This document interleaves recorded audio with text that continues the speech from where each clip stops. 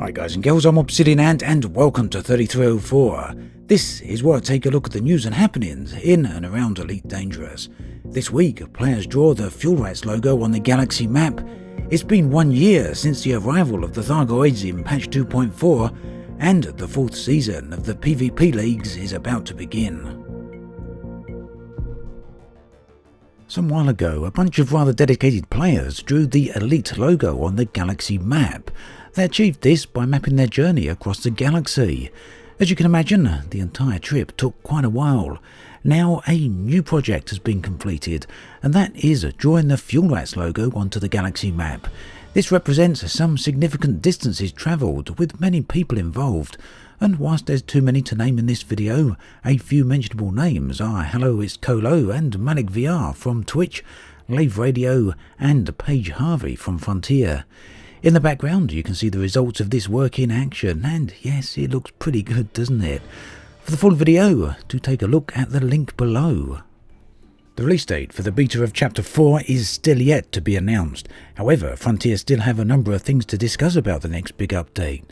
Exploration has now largely been revealed, although Frontier have recently stated that they are taking feedback on board, and whilst they can't talk about it, they are considering ways that they may be able to implement some of that feedback. No specifics of course, and hopefully they're not going to change things too much, as I believe the proposals actually look pretty good. Now, as for dates of new content reveals, the next Frontier livestream for Chapter 4 isn't scheduled until around mid-October at the very earliest. However, there hasn't been any word on whether or not there will be further focused feedback threads for Chapter 4. For now then, as is so often the case, we'll just have to wait and see what happens. The Hydra is currently the most powerful NPC ship to ever arrive in Elite Dangerous, and by some accounts it could be considered to be the most powerful ship in the game full stop. Intended to be endgame content, the Hydra is usually taken on by wings of highly engineered ships. However, this hasn't stopped people attempting to take it on solo, and since the Hydra's arrival in Chapter 3, a number of people have now successfully taken down the Hydra one-on-one. Now these players are Commander Storm Rage, who was the first to achieve this goal. Other commanders are Commanders Soul Hunter, Pain Beaver and Robbie Jr. All of these players are members of the Anti-Xeno Initiative, a group of players focused on learning how to take down the Thargoids as well as teaching other players these skills. Now, taking down a Hydra is no small feat, and it's especially impressive doing it solo. These kills have occurred over the past few weeks, the early parts of September and so on, so it's likely by at this point other players will have achieved this also.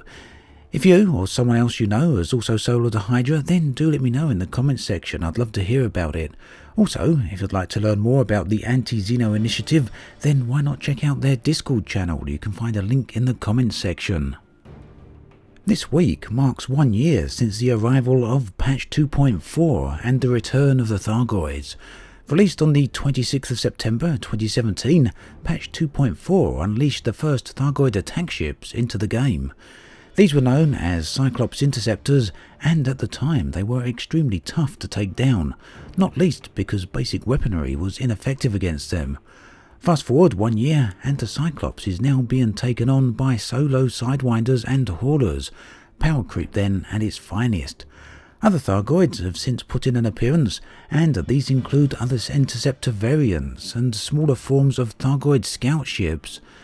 Now, I actually find this an interesting thing to look at, and I'd like to ask players how the arrival of the Thargoids has impacted their gameplay. On the one hand, Thargoids represent some seriously good space-based combat, a lot of which is both challenging and will certainly test your skills. And there's also been some great set pieces going on here and some really nice events with the Thargoid attacks on human space stations. However, on the other hand, it is 1 whole year. Does it really feel like humanity is under attack? Does it really feel as though the Thargoids represent a significant threat? Now, to answer this, or at least try and get a bit of feel for how people feel about this, I've created a poll to go along with this video, where you can answer this question. Now, you can find the poll on the community page of my YouTube channel, so do go take a look. I'd love to see what you have to say and what you think about this. PvP continues to be an ever popular activity in Elite Dangerous that many people enjoy. The latest PvP league is about to begin its 4th season. Organised by the community, this event will pit groups against each other to see who will be the ultimate winner. Now, Frontier have sponsored the event with prizes for the winners. In first place, 6 winners of limited edition Frontier crate skins, only 39 of these exist in the game, and a community prize pack of the winner's choice.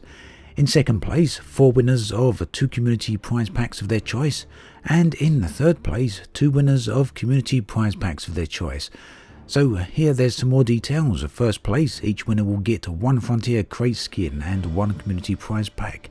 Second place, each winner gets 2 community prize packs, 2 different ones of their choice.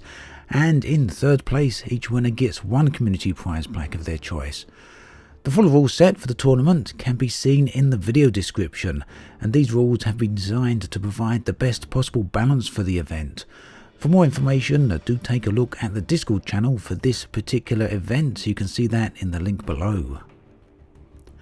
The subreddit for Elite Dangerous is looking for new moderators. If you feel up to the job and you feel like getting involved a little bit more with the community, then why not try an application to be a moderator for the subreddit? Now, for me personally, I find the Elite Dangerous subreddit to be one of the best communities for Elite Dangerous out there. A lot of great information and, generally speaking, a lot of very friendly people there. If you're looking to join up for this or sign up for this, then do have a look at the link below. The Lost Souls expedition is set to depart on the 20th of October.